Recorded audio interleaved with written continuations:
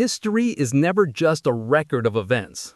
It is a battlefield, a place where nations fight not with guns or aircraft, but with textbooks, public memory, and the stories they choose to tell the next generation. And few nations today are engaged in a struggle over their past as intensely as Japan.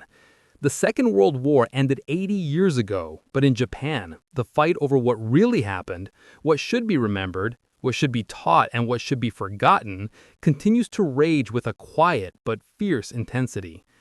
It's a conflict fought in classrooms, in museums, in political speeches, in documentary films, and increasingly on social media.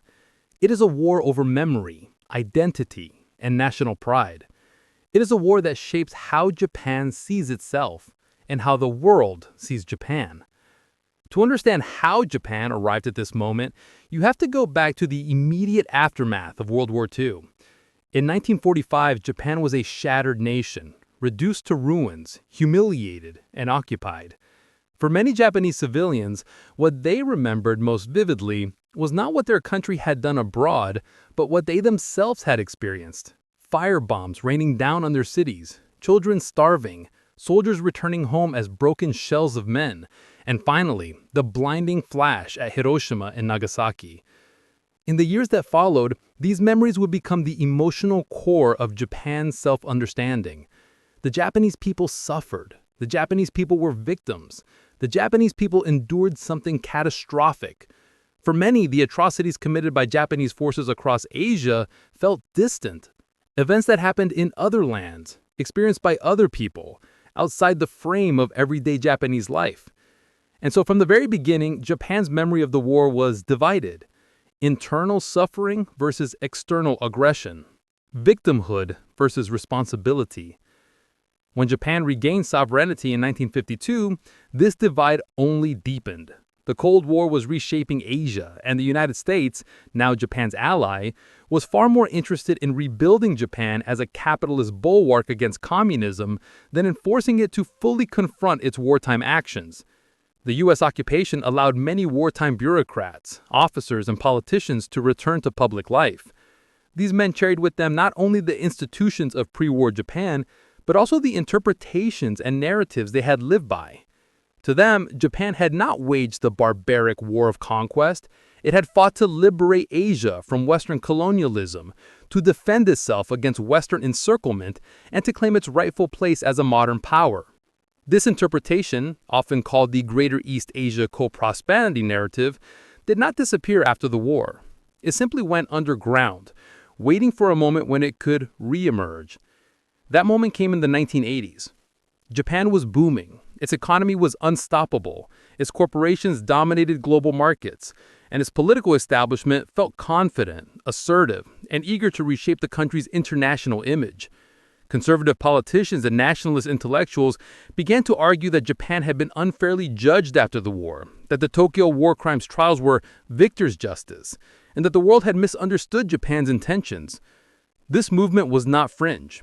It included high-ranking Diet members, best-selling authors, textbook reform groups, and influential journalists. They pushed for school textbooks that portrayed Japan not as an aggressor, but as a country that made mistakes under difficult circumstances.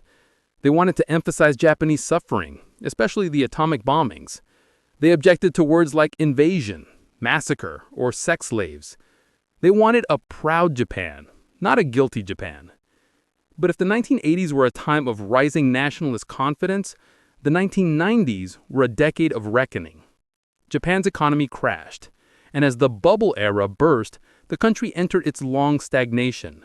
With this economic decline came a shift in political tone. Japan's neighbors, China, South Korea, the Philippines, began to demand clearer acknowledgments of wartime atrocities. The Cold War was over, and suppressed stories were emerging. Nanjing Massacre, Unit 731, forced labor, biological experiments, and the horrific system of comfort women. Survivors were aging, desperate to speak before their voices faded forever. The global spread of human rights discourse gave their testimonies new urgency, and Japan, suddenly vulnerable and unsure of its future, found itself caught between two narratives, one that sought to acknowledge wrongdoing and one that sought to defend the nation's honor. This tension erupted in what historians now call the History Wars, a struggle that continues to this day. At the center of these wars lies one of the most contested objects in modern Japan, the humble school textbook. Every few years, when new history textbooks are approved, a political storm erupts. Conservative groups like the Japanese Society for History Textbook Reform accuse mainstream books of being masochistic or anti-Japanese. They claim that focusing on atrocities teaches children to hate their own country. They push for textbooks that soften language. Invasion becomes advance. Massacre becomes incident. Forced labor becomes mobilization. Comfort women disappear entirely. Meanwhile, progressive scholars and teachers fight back, insisting that sanitizing the past is not patriotism, it is propaganda. This battle over textbooks is about far more than what children read. It is about who controls the national story. Because in Japan, the past is political. And the most explosive flashpoint in this narrative war is a place called Yasukani Shrine. Yasukani is a Shinto shrine in Tokyo dedicated to Japan's war dead. But on its grounds is a museum, the Yushukan, that presents a radically revisionist view of World War II. Here, Japan is depicted as a heroic nation resisting Western imperialism. The invasion of Asia is reframed as self-defense. The Nanjing massacre is downplayed. The comfort women are barely mentioned.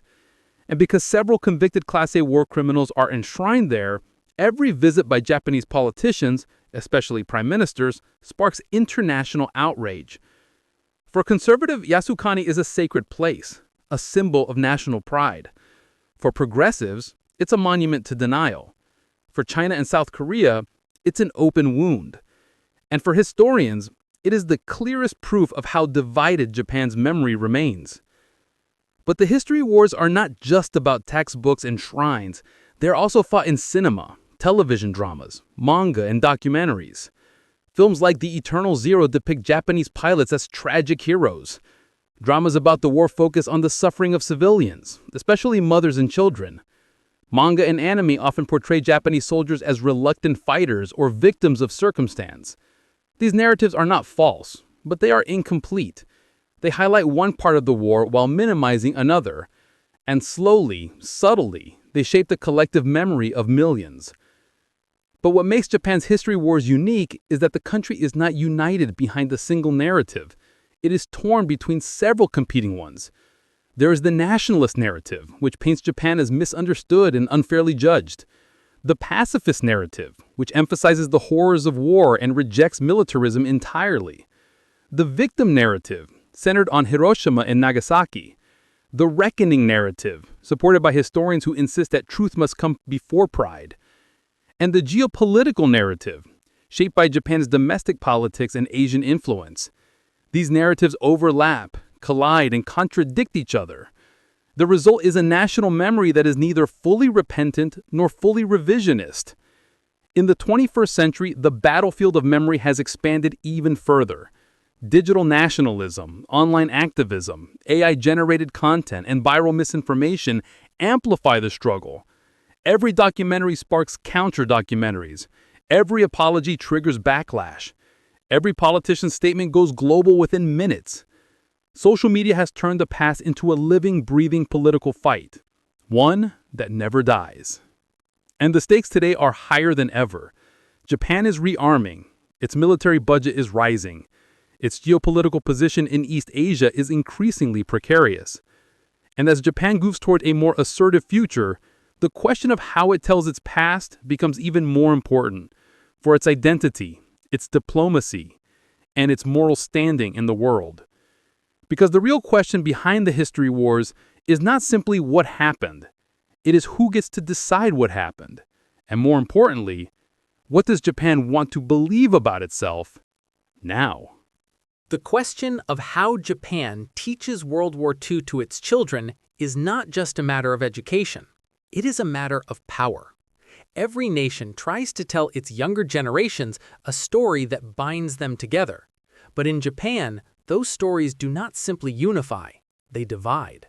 They clash, they provoke, and they reveal the deep fractures that still run through the country's understanding of its wartime past. In some countries, history is a stable foundation.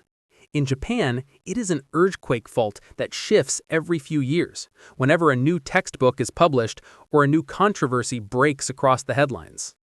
The tension begins with a simple fact. In Japan, no single history textbook is used nationwide. Schools choose from multiple state-approved books. That may sound harmless, but in practice, it opens the door to fierce competition between different ideological groups.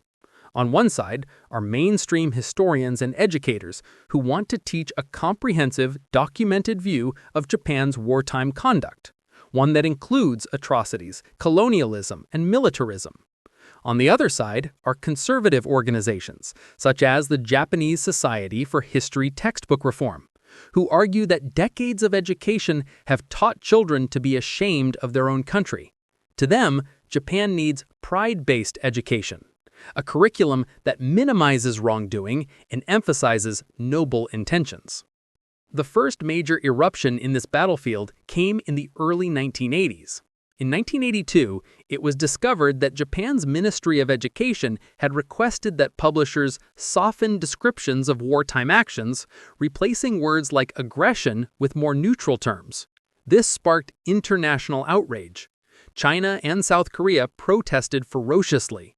Japan's government scrambled to respond, and under pressure, the ministry revised its approval process, allowing some honesty to return to the books. But the damage had been done. The world saw a Japan that appeared to be whitewashing its past, and conservatives, angered by foreign criticism, doubled their efforts to defend what they saw as Japan's honor. By the late 1990s, this nationalist movement had grown sophisticated, coordinated, and well-funded. Their flagship project was a new textbook, a book designed to present Japan's wartime actions in the most defensive, contextualized, and patriotic light possible.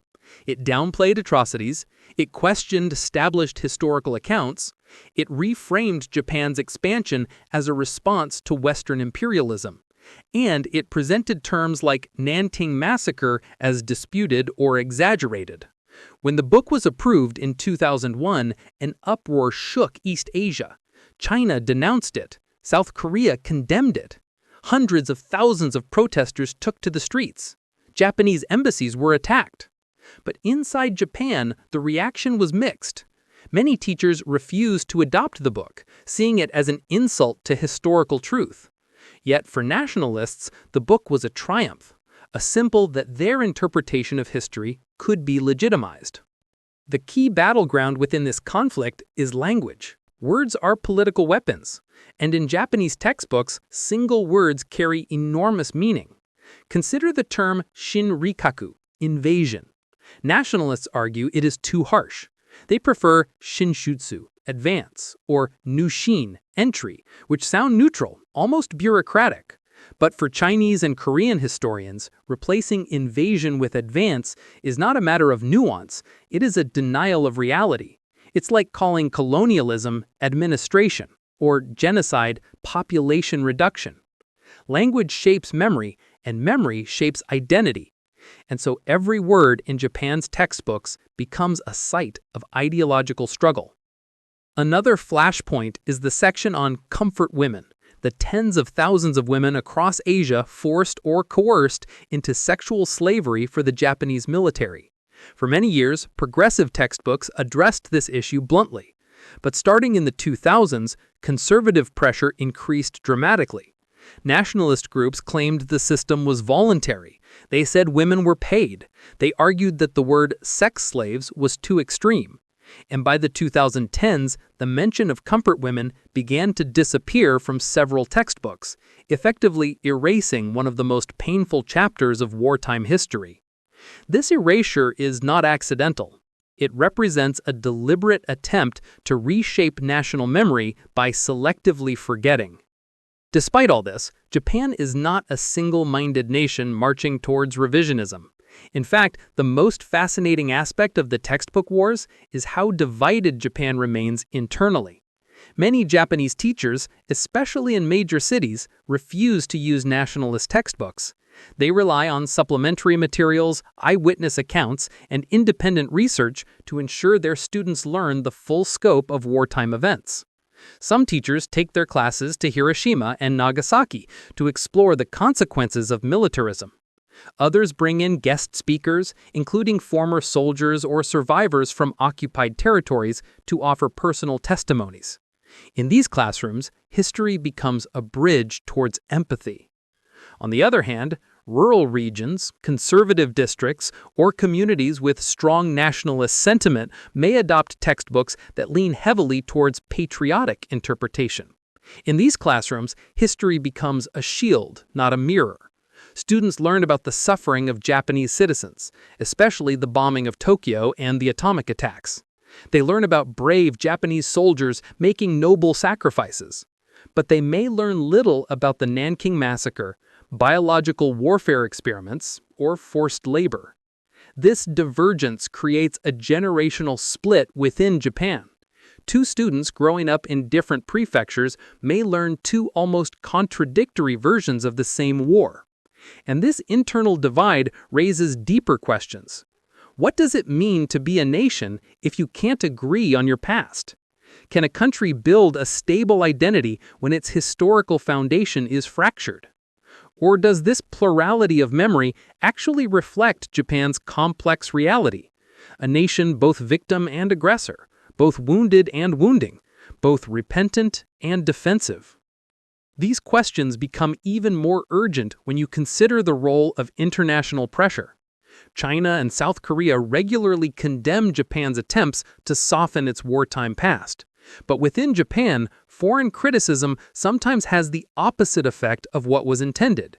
Many Japanese people resent being lectured by countries they feel harbor their own historical contradictions.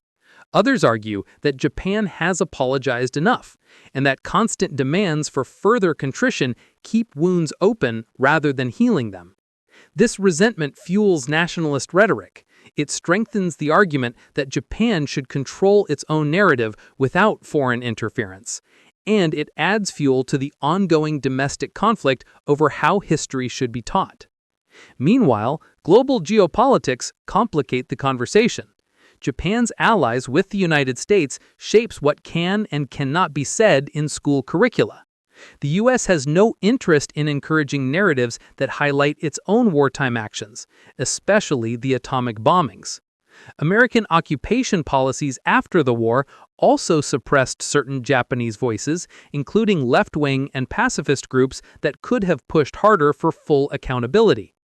And so the story Japan tells today is shaped not only by Japanese politics, but also by decades of American influence, Cold War priorities, and diplomatic concerns.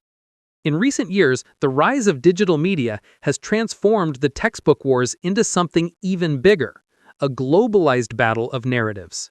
YouTube channels, online forums, nationalist websites, and algorithm-driven content circulate revisionist interpretations with unprecedented reach. Infographics and short videos simplify complex history into easily digestible and often misleading messages. Some are produced by fringe groups. Others are backed by political organizations. Millions of young people encounter these narratives before they ever read a textbook. And so, the war over Japan's past is no longer confined to schools. It has moved to TikTok, Twitter, Reddit, and YouTube, where attention, not accuracy, determines what survives. Yet, amidst all this polarization, something remarkable is also happening. A new generation of Japanese scholars, artists, filmmakers, and activists are challenging both extremes. They reject the nationalist desire to sanitize history, but they also reject the reductive foreign view that portrays Japan only as a villain. They seek a more balanced understanding, one that acknowledges wrongdoing without erasing context, one that honors victims without demonizing the entire nation, one that accepts responsibility without sacrificing identity. Their work is less about guilt and more about maturity, a belief that a nation can only move forward when it knows itself honestly. Because in the end, the textbook wars are about much more than pages or paragraphs. They are about the soul of a country. They are about how Japan teaches its children what it means to be Japanese. They are about whether history is a story of shame, pride, or something deeper, something that transcends both. And as the fight continues, the question remains: will Japan choose to confront the complexities of its past, or will it continue to wage war against its own memory? If the textbook battlefield shapes how young Japanese people learn their history, the battlefield of public memory shapes how the world sees Japan and how Japan sees itself. In Part 3, the conflict expands from classrooms to streets, from pages to monuments, from quiet academic debates to highly public diplomatic storms. Because in Japan, history does not live only in books. It lives in shrines, memorials, statues, political ceremonies, and the rituals of national mourning. It lives in what is remembered and what is not.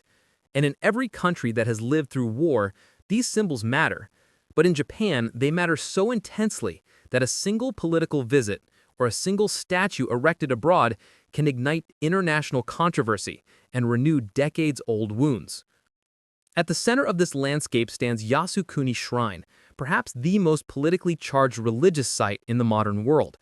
Built in the late 19th century to commemorate Japan's war dead, it houses the spirits of soldiers who died fighting for the emperor. For many Japanese conservatives, it is a sacred place, a symbol of sacrifice, loyalty, and national dignity. For liberals, it is a reminder of militarism's darkest legacy, a place entangled with nationalism and denial. But for China, South Korea, and much of the broader international community, it is something much deeper, an affront, a provocation, and in their eyes, a monument that glorifies aggression. This is because among the 2.5 million souls enshrined at Yasukuni are 14 Class A war criminals, including wartime Prime Minister Hideki Tojo. Their inclusion, done quietly in 1978, turned the shrine from a site of mourning into a geopolitical fault line. Every time a Japanese cabinet minister visits Yasukuni, diplomatic shockwaves ripple across East Asia. Beijing condemns the visit as an attempt to whitewash atrocities. Seoul sees it as a rejection of wartime accountability. Even Washington, Japan's closest ally, often expresses disappointment, carefully couched in diplomatic language. Yet inside Japan, the reactions differ dramatically. Some citizens see the visits as a necessary act of remembrance. Others see them as irresponsible and dangerously nationalistic. This duality reflects the broader identity struggle within Japan. The shrine is not merely a religious site, it is a symbol of contested memory. Equally controversial is Yushukan, the military museum adjacent to the shrine. Walking through its halls is like walking through an alternate version of history. Displays present Japan's wars not as campaigns of conquest, but as noble struggles for self-defense and Asian liberation. The Pacific War becomes the Greater East Asia War, reframed as Japan's attempt to free Asia from Western imperialism. The attack on Pearl Harbor is described as a strategic necessity, not an act of aggression. Atrocities are minimized or omitted. The tone is heroic, nationalistic, defiant. And while the museum attracts tourists and school groups, it also attracts heavy criticism. For many scholars, it represents revisionism in its purest form, a carefully constructed narrative designed to reshape national memory through emotional and visual persuasion. It reveals how deeply the history wars have seeped into cultural spaces. But monuments do not only exist in Japan. They exist in Korea, China, the Philippines, Indonesia, and beyond, in every place touched by Japan's wartime expansion. In Seoul, the Comfort Woman statues stand as solemn reminders of trauma. One such statue stands directly across from the Japanese embassy, a silent child cast in bronze, seated in a chair next to an empty one, symbolizing absence, loss, and unresolved grief. For South Korea, these statues represent truth and justice. For Japan's conservatives, they represent political weaponization of history. As more statues were erected around the world, in the United States, Australia, Germany, and Canada, Japan protested, insisting that such memorials damaged diplomatic relations and perpetuated one-sided narratives. But for survivors and activists, these statues are not diplomatic tools. They're acts of remembrance. The battle over comfort women extends far beyond statues. It involves court cases, international petitions, academic journals, and public demonstrations. In some cases, Japanese nationalists have campaigned to remove or modify statues, arguing that the historical record is exaggerated. In response, activists have doubled down, gathering testimonies, organizing marches, and publishing research. What began as a humanitarian issue has become a symbol of the wider struggle over wartime memory and moral responsibility. Yet Japan is not alone in navigating complex wartime legacies. South Korea and China also engage in politics of memory, using historical grievances to reinforce nationalism, justify foreign policy positions, or rally domestic support. This does not invalidate their historical claims, but it complicates the narrative. History becomes entangled with political rhetoric. Memory becomes a tool. Victimhood becomes a resource. And in this charged environment, every historical debate becomes a proxy war for modern power struggles. This is why Japan's history wars cannot be understood solely as internal affairs. They're deeply global. For example, the Nanjing Massacre, a 6-week killing spree by Japanese troops in 1937, remains one of the most disputed events in East Asian history. Mainstream historians estimate around 200,000 to 300,000 victims. Some Japanese conservatives reject these numbers, framing the massacre as exaggerated or fabricated by post-war tribunals. Chinese state media, in turn, amplifies the highest estimates and uses the tragedy as a centerpiece of national unity and anti-Japanese sentiment. Between denial and exaggeration lies the truth, immense suffering that deserves careful study, not political manipulation. And yet politics often prevails. The diplomacy of remembrance also extends to Hiroshima and Nagasaki. In Western narratives, the atomic bombings are framed as necessary to end the war. In Japan, they are framed as national trauma, often overshadowing Japan's role as aggressor. Some critics argue that Japan's emphasis on its victimhood creates a distorted memory, one that underplays its responsibility in the events that led to the bombings. Others argue that acknowledging Japanese suffering does not negate the suffering Japan inflicted throughout Asia. The truth is not binary. It's layered, painful, and morally complex. But the history wars often simplify it for political convenience. This tension shapes Japan's domestic politics as well. Politicians frequently rely on historical rhetoric to energize their base. Some speak of restoring national pride, revising the constitution, or strengthening the self-defense forces. Others emphasize reconciliation, pacifism, and global cooperation. In this ideological battle, history becomes a weapon for shaping the future. Conservative leaders often say, we must teach a history our children can be proud of. But critics respond, we must teach a history our children can learn from. Pride and responsibility, honor and accountability. These values collide in parliamentary debates, media coverage, and public opinion. Within Japanese society, generational dynamics add another layer. Older generations grew up closer to the war, hearing stories from parents and grandparents. Younger generations, however, often feel more distant. To them, the war is abstract, a historical event with little bearing on their modern lives. As survivors pass away, living memory fades. And when memory fades, often myth rushes in to fill the void. This is why educators, activists, and historians fear that the truth may erode over time if not actively preserved. Yet Japan is also home to powerful movements for remembrance and reconciliation. Peace museums in Okinawa confront the horrors of the Battle of Okinawa with unflinching honesty. Hiroshima's Peace Memorial Museum documents the atomic bombings with stark detail while promoting global disarmament. Independent filmmakers and authors produce works that explore the war's darker chapters, often winning praise abroad, even when controversial at home. Meanwhile, Japanese NGOs collaborate with Korean and Chinese groups to preserve testimonies, promote dialogue, and build bridges across national divides. These efforts reveal another Japan, one committed to introspection, humility, and historical truth. Still, the forces of denial and minimization persist. Some revisionists argue that Japan is unfairly singled out while other nations escape scrutiny. They ask why Soviet crimes, Chinese political repression, or Western colonial violence receive less attention. They ask why Japan must continue apologizing when generations have passed. These arguments resonate with some citizens, particularly those who feel national pride has been suppressed since 1945. But critics reply that acknowledgement is not punishment, it is responsibility. Every nation must confront its past honestly, and Japan's position as a major democratic power gives it a moral obligation to lead, not retreat. International pressure continues to influence the debate. China commemorates wartime events with large national ceremonies. South Korea's courts and government remain deeply invested in wartime labor and comfort women cases. American human rights organizations advocate for historical transparency, and global academic institutions conduct extensive research into Japan's imperial era. The result is a complex tug-of-war between domestic narratives and global expectations. Each side views the past through its own lens, shaped by political needs and cultural memory. But perhaps the most powerful element of the memory offensive is silence, the things that are not said. Many Japanese families do not discuss the war. Many veterans never spoke of what they saw. Many survivors, burdened by guilt or trauma, remained quiet for decades. Silence is not denial. It is often pain. It becomes an invisible force shaping national identity. The absence of conversation becomes part of the story.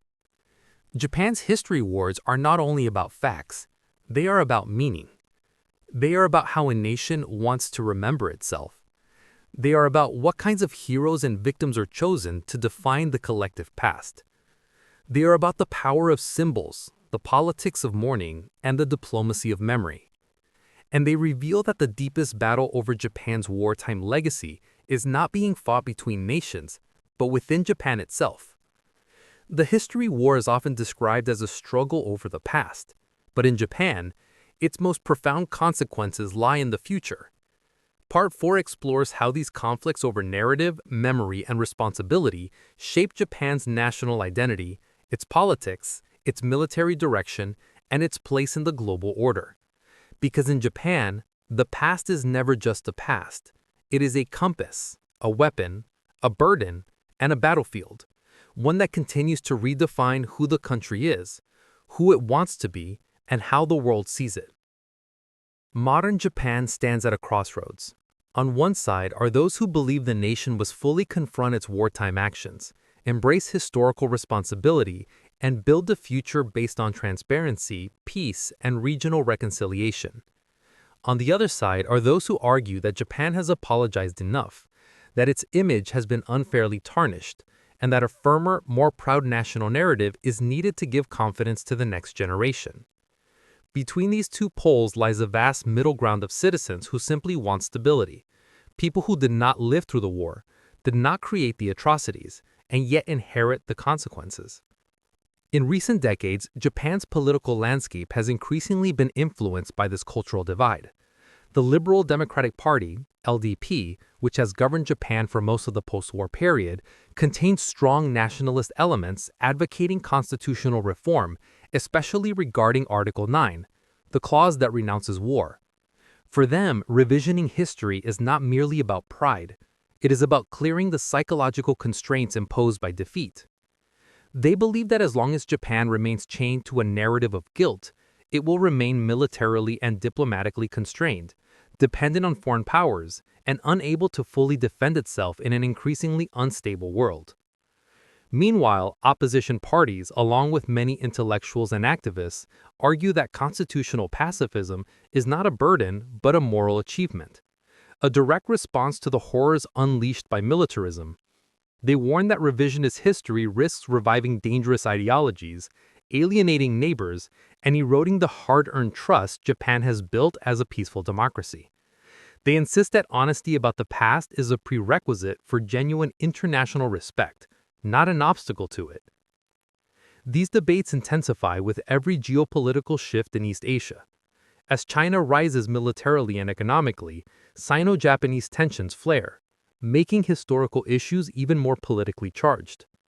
In South Korea, historical disputes play a major role in elections, civic identity, and diplomatic policy. And in the United States, Japan's closest ally, conversations about military alliances and regional defense often intersect with discussions of wartime memory. Japan's past is not just part of its history, it is a factor in international strategy. But the most powerful transformations are happening within Japan itself, especially among young people. For decades, Japanese youth were often described as apathetic about history, too distant from the war to feel personally connected. But in recent years, online communities, documentaries, global debates, and international student exchanges have sparked renewed interest. Younger generations are beginning to push back against silence. Many want transparency, not denial. They want to understand what happened, not inherit filtered stories. Some even argue that acknowledging the past is a path to national strength, not shame.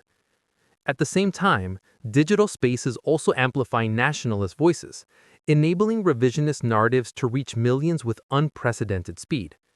Memes, YouTube videos, and online forums can sometimes reinforce simplified, glorified versions of the past. As a result, Japanese youth are increasingly split, some embracing progressive global perspectives, others gravitating toward assertive nationalism. Another dimension of the history war involves Japanese veterans. As the last surviving soldiers of World War II age into their 90s and beyond, their testimonies become priceless and politically sensitive. Many veterans who once remained silent have begun to share their stories, describing the brutality they witnessed and sometimes committed. Their confessions challenge revisionist narratives, offering raw, first-hand accounts that undermine sanitized textbook portrayals. But with each passing year, more voices are lost. As the generation that lived through the war disappears, so does the moral immediacy of their memories. Their absence leaves an opening for myth, nostalgia, and political reinterpretation to take root. Equally significant is the perspective of Japanese mixed heritage families descended from Korean forced laborers, Taiwanese colonial subjects, or Chinese communities. These families live with a dual legacy: Japanese citizenship and historical trauma. Their stories, often absent from textbooks, embody the complexity of identity in a country that prides itself on homogeneity. Their experiences challenge the simplistic narratives that sometimes dominate public discourse, reminding Japan that history is not distant, it is personal. Meanwhile, Japan's cultural industries, film, literature, manga, and anime play an increasingly influential role in shaping public understanding of the war. Certain works, like the film Grave of the Fireflies, emphasize the suffering of ordinary Japanese civilians, reinforcing a victim-centered narrative. Others, like the manga Zapang, explore alternate histories where Japan's military might is revived. And still others offer nuanced portrayals of moral conflict and wartime responsibility. These cultural products often travel globally, influencing how international audiences view Japan and how Japan views itself. While some works challenge revisionism, others reinforce it, creating a cultural battlefield where competing interpretations vie for emotional resonance. Internationally, Japan's memory struggle continues to ripple through diplomacy. Each shift in historical narrative affects how Japan handles trade negotiations, security partnerships, and cultural exchanges. When Japanese governments appear to downplay wartime atrocities, China and South Korea respond with protests, sanctions, or public condemnations.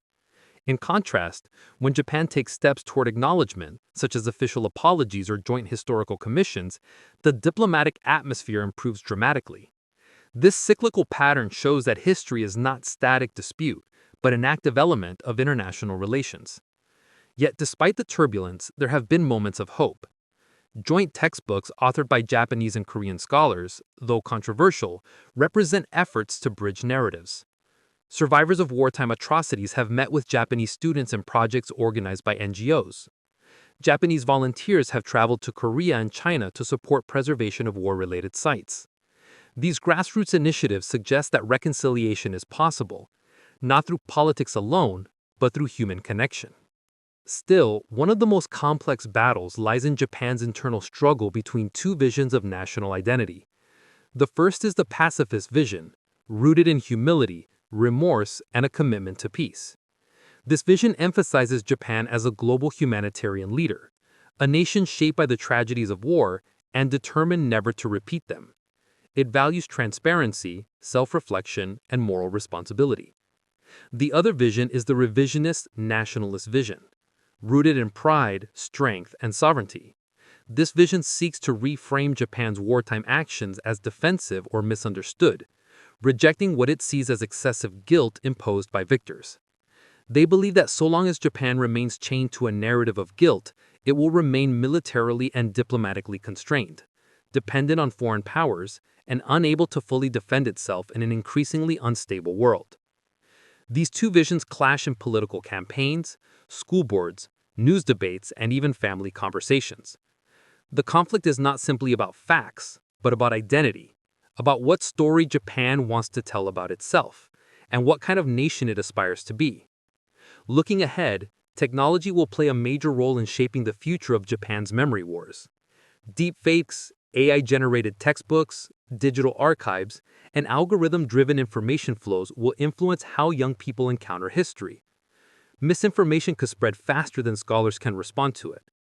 At the same time, new technologies could preserve survivor testimonies, digitize historical documents, and democratize access to accurate research.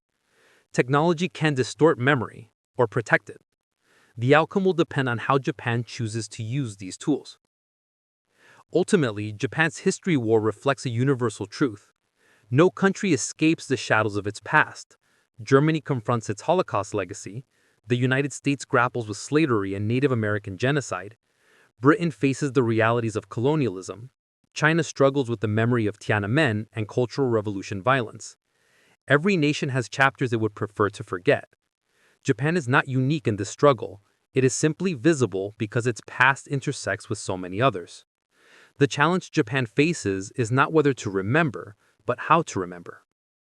What the future holds depends on the choices Japan makes today. It can build a narrative grounded in honesty, empathy, and international cooperation, a narrative that acknowledges suffering without being defined by shame. Or it can choose a narrative shaped by denial, nationalism, and selective memory, a narrative that may inspire pride in the short term, but risks deepening regional divisions and historical distortions.